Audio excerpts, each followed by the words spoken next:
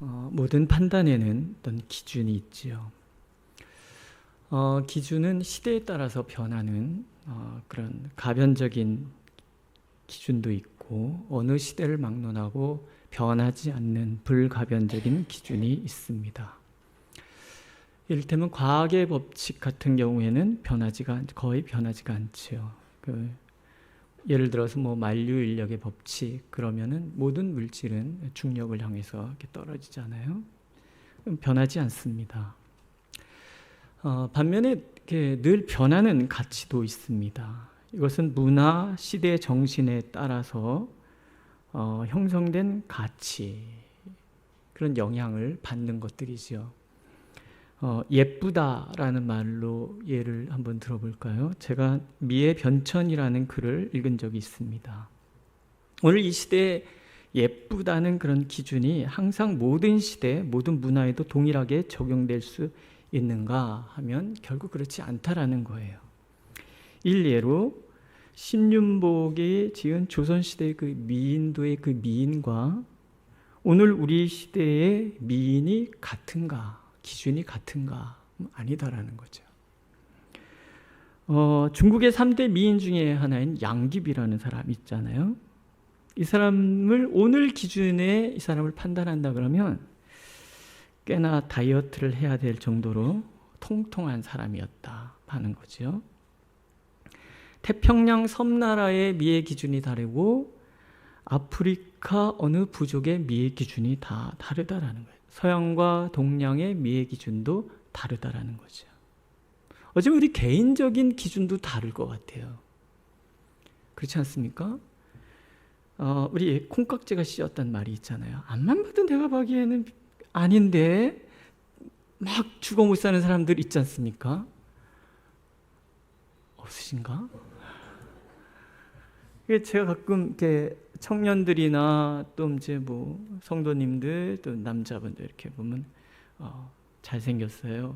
야, 너 이렇게 예쁘세요. 막 이렇게 얘기하면 사람들이 아니에요 이래요. 이제 어른들은 제가 말 못하지만 청년들한테 너 이렇게 예쁘니? 그럼 아니에요. 그럼 너 일로 와봐. 그래서 제가 이렇게 가끔 이런 얘기 합니다. 야, 너는 내 눈의 기준이 틀렸다고 생각하는 거야? 그럴 땐 아니에요가 아니라 고맙습니다. 왜요? 착각은 자유니까. 그렇잖아요. 어느 날 그 엘리베이터를 탔는데 어떤 애기 엄마가 애기를 이렇게 안고 탄 거예요. 물어봐요. 잘생겼지요? 제가 뭐라고 대답했을까요? 남다르네요. 이게 기준이 다 다른 거예요. 변하지 않는 기준도 있지만 시대에 따라서 문화에 따라서 변하는 것들이 있다라는 거예요. 그러니까 우리는 늘 어떤 것들은 변할 수도 있고 어떤 기준은 변하지 않는다는 것을 염두에 둬야 한다라는 거죠. 이 시대의 문화를 바라볼 때 우리는 더더욱 그런 생각을 잊지 말아야 합니다. 분명 이 시대의 가치는 영원하지 않을 것이기 때문에 그렇습니다. 그렇다면 신앙은 어떤가?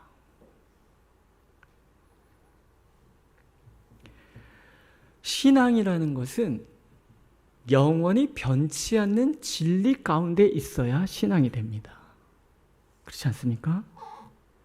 왜냐하면 하나님께서 영원히 변하지 않는 분이시기 때문에 하나님으로부터 말미암은 모든 가치는 절대 변해서는 안 된다라는 거예요.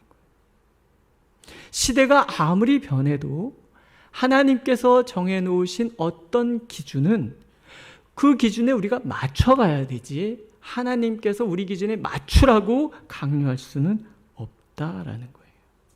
그것을 제자의 삶이다 이렇게 마가복음은 정의내리고 있다라는 것입니다. 이제 마가복음을 거의 다 해가고 있잖아요. 이제 3분의 1 지금 3분의 2 하고 있는데 전체적으로 한번 정리를 하면 마가복음은 한마디로 제자도에 대한 말씀이에요.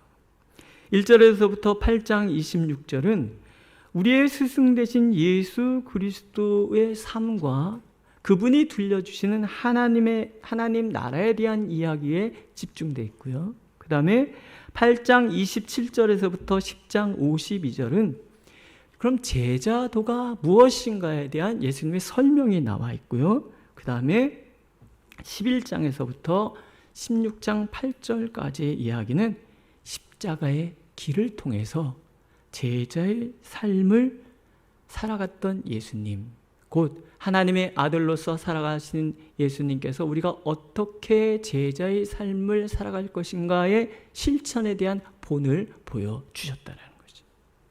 그래서 제자도라는 말은 예수님이 걸어가신 길을 따르는 삶, 이렇게 정의할 수가 있습니다. 물론 그 핵심에는 자기 부인과 자기 십자가를 지는 삶이 자리하지요. 자기 부인이란 나의 욕구를 뛰어넘어 하나님의 뜻을 따르는 삶을 사는 것을 말하고, 십자가라는 것은 내게 주신 고유한 사명, 나만의 사명의 길을 걸어가는 것이다 라고 얘기할 수가 있습니다. 그것이 귀하고 아름다운 것은 예수님께서 그 길을 앞서 가시면서 우리를 부르고 계시기 때문에 그렇습니다. 빌립보서 2장에서는 예수님의 그 길에 대해서 간략하게 설명하는 장면이 나와요. 예수님 근본 하나님이셨다라는 거예요. 그러나 하나님의 모든 권리를 내려놓으실 수밖에 없으셨어요. 왜? 사랑 때문에. 예수님이 인간이 되신 이유는 한 가지밖에 없어요. 사랑하는 그 인간들을 구원하시고 싶으신 마음인 거예요. 인간을 구원하고 싶어 하시는 아버지 하나님의 그 뜻을 받들기 위하여 기꺼이 죽기까지, 십자가까지 짊어지셨다라는 거예요. 자신을 부인하고 아버지께서 예수님께 짊어주신 그 십자가를 기꺼이 짊어지신 것 또한 온전히 사랑 때문인 거예요. 예수님은 그렇게 아버지의 기준을 따라 사셨고요. 그 뜻을 이루기 위해서 자신의 모든 것을 내어주셨다라는 거예요. 따라서 내가 제자의 길을 간다는 것, 주님의 길을 따른다는 것은 주님이 걸어가신 그 길과 나의 길을 일치시켜가는 그런 과정이라는 거예요. 오늘 본문의 말씀도 우리는 그런 맥락에서 살피고 그런 맥락에서 하나님의 말씀의 뜻을 분별해야 된다는 거죠. 첫 번째, 예수님은 이런 모습을 보여주십니다.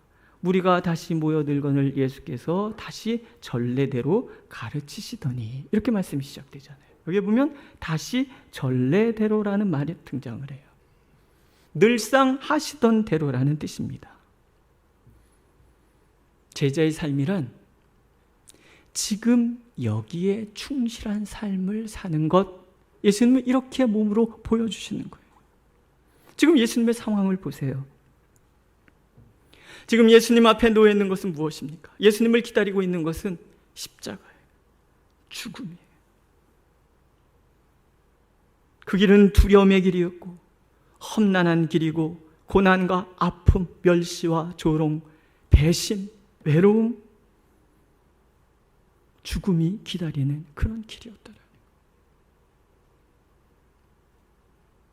예수님들 마음에 요동이 없었겠습니까? 예수님도 마음에 갈등이 있으셨다는 것을 우리는 겟세마네 동산에서 보잖아요. 아버지, 내 뜻대로 마옵시고 아버지 뜻대로 하시옵소서. 그렇게 결단할 수밖에 없었던 이유는 번민하는 마음이 있었잖아요. 할 수만 있으시거든 이 잔을 내게서 옮겨주시옵소서. 지금 그 길을 향해서 가고 있는 거예요.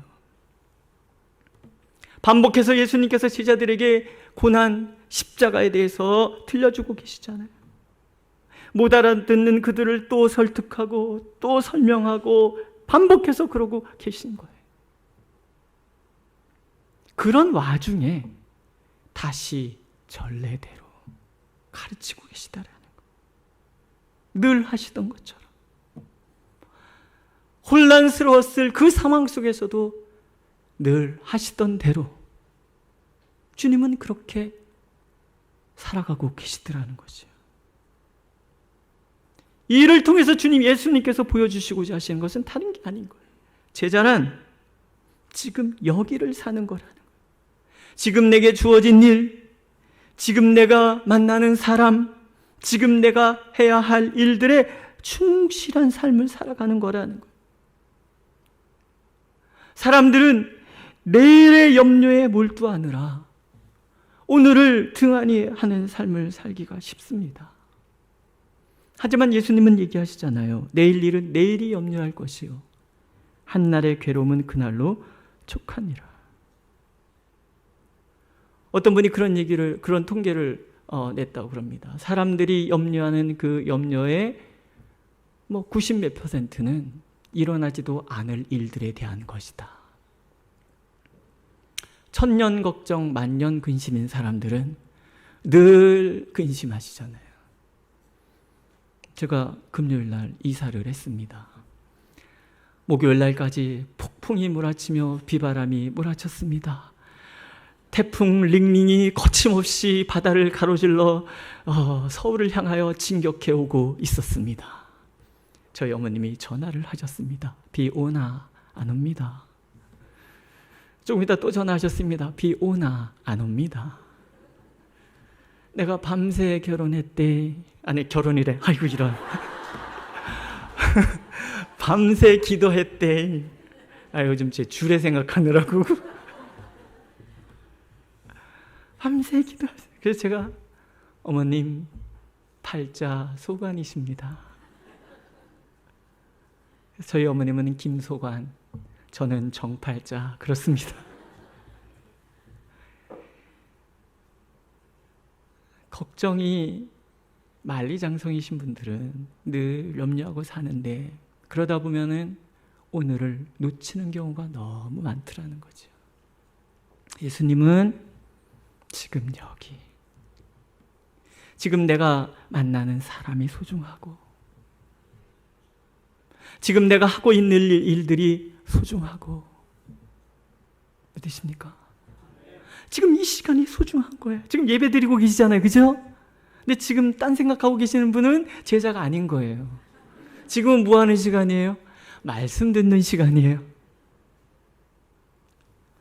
지금 여기 거창한 미래를 꿈꾼다고 오늘을 등한히 하는 것은 결코 제자의 모습이 아닌 거예요. 내일은 내일이 염려하도록 내버려 두고 지금 여기 오늘의 충실한 삶을 살아가는 것. 이 길이라는 건 뭐예요? 오늘이 모이고 또 반복되는 오늘 속에서 길이 만들어지는 거잖아요. 오늘을 놓친 사람은 절대로 내일을 맞을 수가 없어요.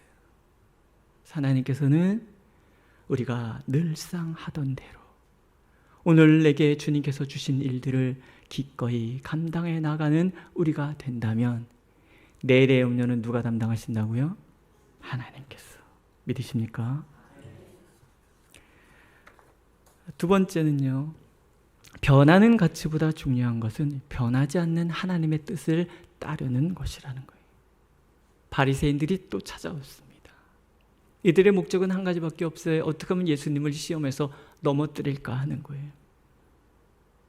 참 이들은 굉장히 끈질기고요, 끈질기게 교만하고 끈질기게 완고하고 또 끈질기게 어리석어요. 어떻게 지혜의 근원이신 하나님과 겨루어서 이길 수 있다라고 생각하는지. 오늘은 이혼에 대한 이야기를 끄집어내기 시작해요. 이것으로 예수님을 함정에 빠뜨리려고 해요. 아내를 버리는 것이 가합니까? 모세가 너에게 어떻게 명하였느냐? 모세는 이혼 증서를 써줘 버리기를 허락하였나이다.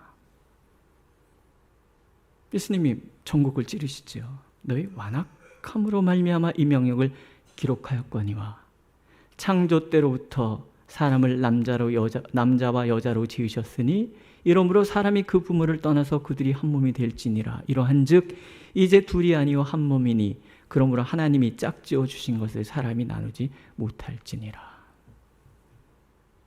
단계적인 설명이 있잖아요. 모세가 이혼을 허락하였다라는 거예요. 바리새인들의 주장이에요. 예수님은 뭐라고 답변하세요? 완고함 때문이다라는 거예요. 하나님의 뜻이 시대의 그 사상을 반영해서 또 시대의 상황을 반영해서 조금 변형되었다라는 거예요. 이유가 있었을 거예요. 그죠? 그 시대 여인들은 절대 약자였단 말이죠. 하나님의 마음은 연약한 자들에 가 있어요. 약자의 편을 들어주신단 말이에요. 그 시대의 여인을 보호하기 위해서는 이혼 증서가 필요합니다.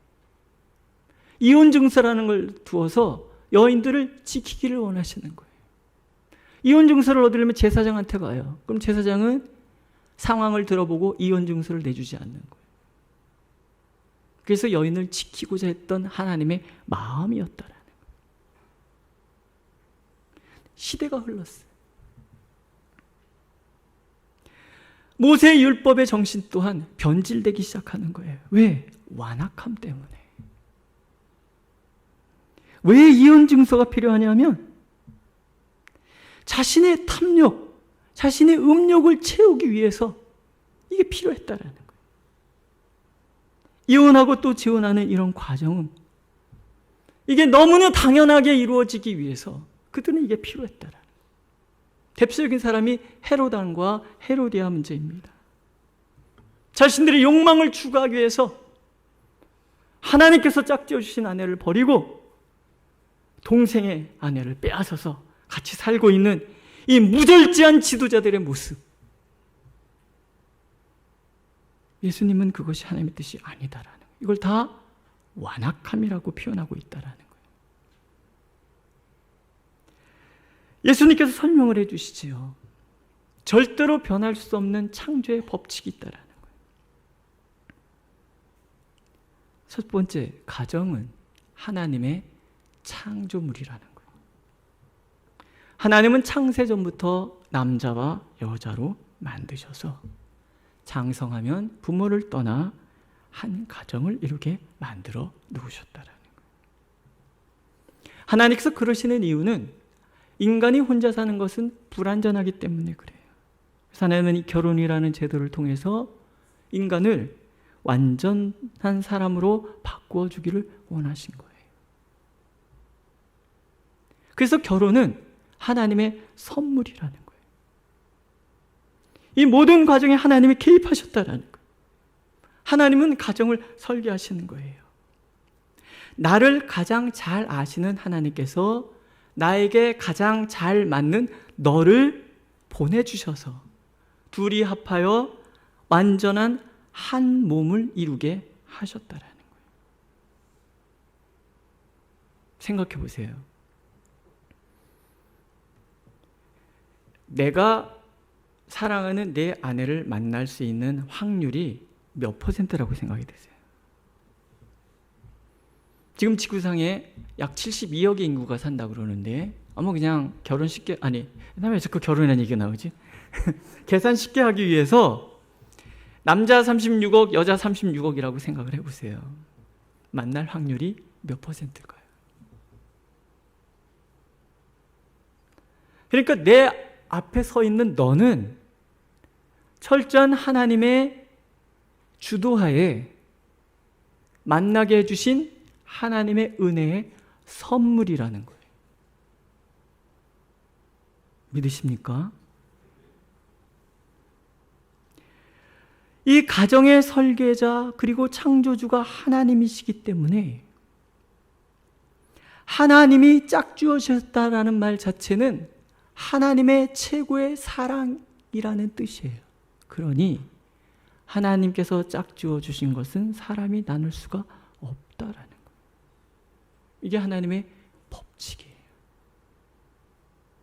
그런데 문제가 발생을 해요. 완악함의 문제. 인간은 연약하다라는 거예요. 하나님이 주신 가정이지만 이 가정을 지켜갈 능력이 인간에게는 애시당초 없었다라는 거예요. 욕망의 영향을 받고 문화적인 세상 가치의 영향을 받기 때문에 그래요. 그러면 이 가정을 지켜가는 방법이 무엇인가? 하나님이 창조하셨고 하나님께서 하나 되게 하신 가정이기 때문에 이 가정 안에서 발생하는 모든 문제를 해결해 주실 분 또한 누구라는 뜻이에요? 하나님이라는 뜻이에요. 하나님의 그 지혜와 하나님의 그 능력을 우리가 구하게 되면 이 가정은 언제나 하나님으로 인하여 모든 어려움을 극복하면서 점점 완전한 사랑, 완전체로서 변화돼 갈 것이다라는 거예요. 하나님을 이 가정에 모으신 사람, 하나님을 우리 가정의 주인이라고 말하는 사람들, 그들이 누구냐면 바로 예수님의 제자들이요. 하나님의 사람들이라는 거예요. 견디기 어려운 순간들이 있단 말이죠. 저도 이렇게 얘기를 듣다가 보면 마음에서 그냥 헤어지세요, 이런 얘기 해주고 싶은 사람들이 너무나 많단 말이에요. 그러나 우리의 믿음은 이 가정의 주관자가 하나님이시라는 거예요. 그래서 하나님께 부르짖고 하나님께 우리의 모든 문제를 아뢰고, 그래서 하나님께서 이 문제에 개입하셔서 우리를 새롭게 주시기를, 가정을 바꿔 주시기를 구하는 것이 제자의 삶이라는 거예요. 믿으십니까?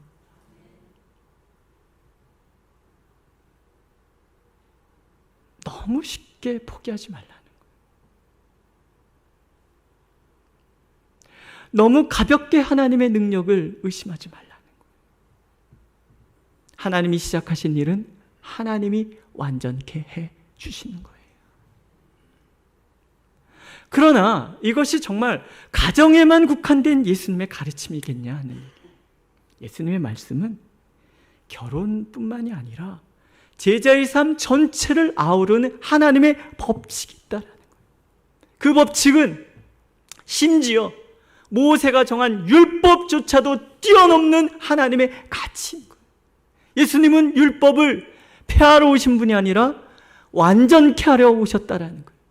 그 율법의 가치가 뭐냐는 얘기죠. 율법의 가치는 기준을 세워주시는 거예요. 율법이 들어오기 전에도 이미 죄는 존재했어요. 로마서에 나오는 말씀이죠. 그러나 율법을 통해서 하나님은 죄가 무엇인지를 가르쳐 주시고 죄의 결과 하나님의 심판이 무엇인지를 가르쳐 주셨다는 거예요. 율법은 기준이에요. 근데 문제가 발생을 해요. 인간의 연약함은 이 율법의 기준을 충족시킬 수 없다라는 거예요.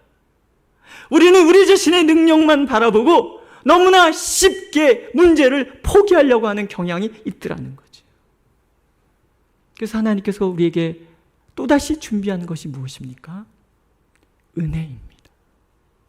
값없이 베푸시는 사랑인 거죠. 제자의 길은 율법과 전통의 시대 정신을 뛰어넘는 하나님의 그 은혜, 값없이 베푸시는 사랑에 기준한 삶이어야 한다라는 거예요. 이 세상은 끊임없이 변화된 가치를 추구하잖아요.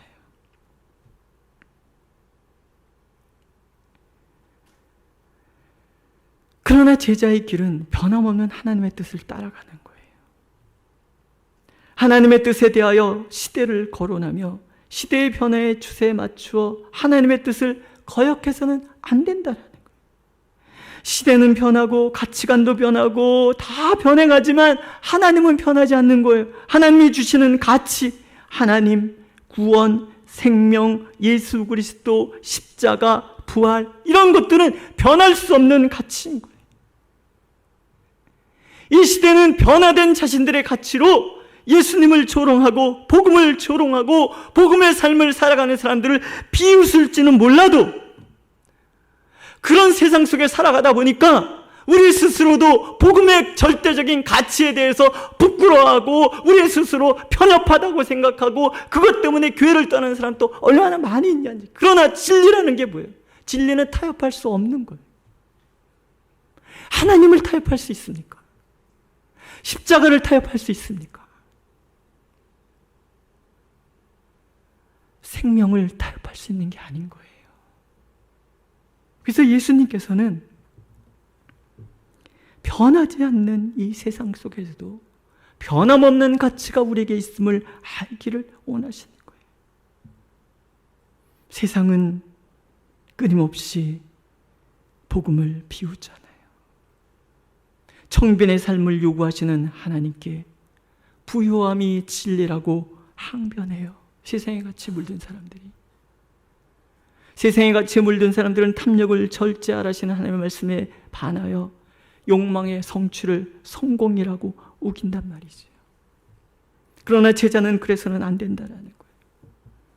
예수님이 그러셨던 것처럼, 예수님이 우직하게 십자가를 향하여 나가셨던 것처럼, 그 길이 하나님의 창조의 법칙임을 믿고 순종하셨던 것처럼 우리도 주님의 길, 하나님의 뜻을 따라가야 된다라는 거예요.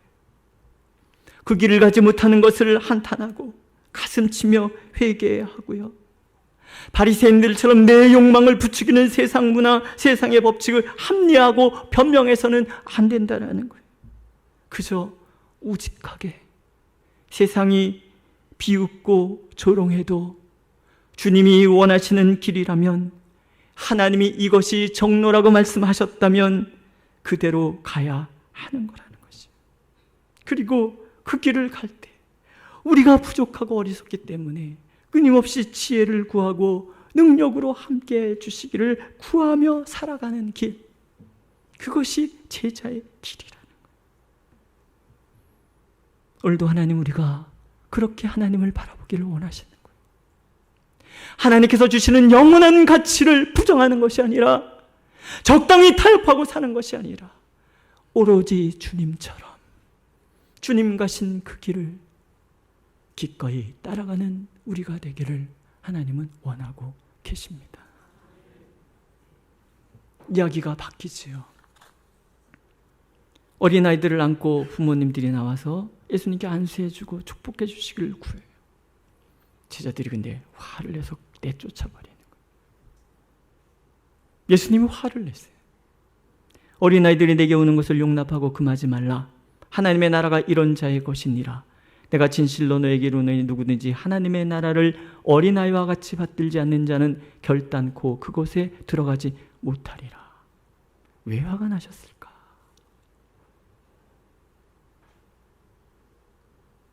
제자들 때문이죠. 여기서 어린아이는요, 기준에 미치지 못하는 사람을 이야기를 해요. 우리 아이들이 다 그렇잖아요. 이사 왔더니 4층에 사시는 할머니가 내려오셨어요. 그래서 이렇게 어떻게 오셨어요? 그랬더니 우리 집에 8살짜리 손주가 사는데 얘가 걸어 다니는 법이 없다오. 혹시 야단을 치지만 걔가 그러지 못하니 이해하시오. 이러고 가셨어요. 그래서 얼마나 뛰나 했더니 얘는 이 끝에서 저 끝까지 그냥 다다다다다다다. 조금 있다 보면 뭐 쿵, 아 얘가 침대에서 뛰어내리는구나, 소파에서 뛰어내리는구나, 다 할 수 있는 거예요. 그게 어린아이인 거예요. 그러지 않으면 애가 아니죠. 그렇죠? 그러니까 어린아이라는 말은 기준에 미치지 못한 사람이란 뜻을 가지고 있어요. 자격이 없는 사람, 지혜도 부족하고 능력도 부족하고 의존적이며 연약하, 그래서 절대적인 의뢰, 절대적인 순종으로만 살아갈 수 있는 존재. 근데 지금 제자들은 뭘 제시하고 있는 거예요? 얘는 기준에 미치지 못한다는 거예요. 저리 가라고 내쫓고 있는 거예요. 율법은 기준을 충족해야 돼요. 그래야 구원에 이를 수 있어요. 그런데 하나님의 사람들, 제자들은 구원 기준을 충족한 사람들이 아닌 거예요. 은혜로 구원받은 사람들이에요. 천국은 기준을 충족한 사람들이 들어가는 곳이 아니라 한없이 기준에 부족하지만 하나님의 은혜로, 그 은혜로 들어갈 수 있는 사람들, 그들이 하나님 나라 사람들이라. 근데 지금 제자들이 자신들의 기준에서 어린아이들이 시끄럽다고, 어린아이들이 마음에 안 든다고, 어린아이들을 왜 데리고 와서 예수님 복잡하게 만드느냐고 차별하고 배척하고 그러고 있는 거예요. 예수님이 화가 나신 거예요. 그렇게 은혜에 대해서 얘기를 했는데 아직도 율법의 기준으로 살아가고 있는 제자들의 모습을 예수님이 보시는 거죠. 제자의 길을 간다는 것은요, 은혜로 간다라는 거예요. 자격 없는 자들이 하나님의 은혜를 힘입어 갈 수 있는 곳, 그곳이 하나님 나라이고 갈 수 있는 길, 그 길이 제자의 길이라는 거죠. 우리 이런 고백 많이 하잖아요. 저는 부족해요. 어리석고요. 아무것도 할 수 없어요. 하나님의 기준을 충족시킬 만한 것이 내게는 아무것도 없어요. 은혜 안에 머무는 우리는 또 이렇게 고백하잖아요. 나는 할 수 있어요. 나는 지혜로운 판단을 내릴 수 있고요. 연약함을 뛰어넘을 수 있으며 모든 것을 상대할 수 있고 어떤 상황도 극복해서 이겨낼 수 있어요. 나는 모든 것을 할 수 있어요. 왜? 예수 그리스도의 은혜가 내게 주어졌기 때문에. 믿으십니까? 할 수 있거든이 무슨 말이냐? 믿는 자에겐 능히 하지 못할 일이 없느니라. 내게 능력 주시는 자 안에서 내가 모든 것을 할 수 있느니라. 이게 교만함 아니잖아요. 하나님 때문에. 예수 그리스도의 은혜가 나와 함께하기 때문에. 그래서 예수님이 아이들을 안고 그들 위에 안수하시고 축복하시는 거예요. 보여주시는 거지요. 제자란 주님이 안수하셔서 주님이 공급하시는 능력과 지혜를 덧입어서 살아가는 사람들이라는 거예요. 주님이 복을 주셔야 제자의 길을 갈 수 있는 사람들이 바로 저이고 여러분들이라는 거예요. 주님의 은혜를 부인해서는 안 돼요. 자격과 공로를 따져서는 안 되는 거예요. 내가 가진 모든 것이, 내가 누리는 모든 것이 주님께서 일방적으로 부어주신 선물임을 인정하고 감사하며 살아가는 것이 제자의 길인 거예요. 능력이 부족하다고 자살할 것도 없고 무엇에 뛰어나다고 교만할 것도 없는 그저 겸손과 낮아짐의 길. 그러면 은혜가 있고 주님의 긍휼이 풍성해지고 그러면 능력이 있어서 어떤 것도 감당할 수 있는 길, 그 길이 바로 제자의 길, 제자의 삶임을 주님은 우리가 명심하기를 원하십니다. 이 세상은 급변해요. 인간의 완악함은 필요에 따라 그 기준들을 수없이 바꿔가고 있어요. 가변적인 이 세상 문화와 가치관에 오염되지 않고 주님의 선하신 뜻을 따르는 삶을 살기는 어렵습니다. 주님의 뜻을 이루기 위해 주님이 주신 이 하루를, 지금 내게 주어진 이 시간들, 오늘 내가 만나는 사람들을 잘 사랑하고 사명 감당하며 살기는 쉽지가 않은 거예요.